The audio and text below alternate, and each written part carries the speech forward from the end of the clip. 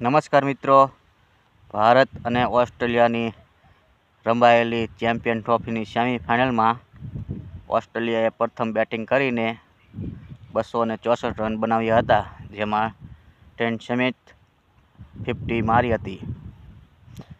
ત્યારબાદ ભારત ઉતર્યું હતું score chase કરવા માટે. ભારતની શરૂઆત સારી નથી રહી. શુભમ ગિલ જલ્દી આઉટ થઈ ગયા હતા. ત્યાર પછી રોહિત શર્મા અને વિરાટ કોહલી સારું રમ્યા હતા.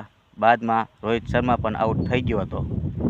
ત્યારબાદ ભારતની ટીમ મુશ્કેલીમાં આવી ગઈ હતી અને શ્રેયસ અય્યર અને વિરાટ કોહલીની શાનદાર સાજેદારીથી ભારતની જીતની ઉમ્મીદ વધી ગઈ હતી.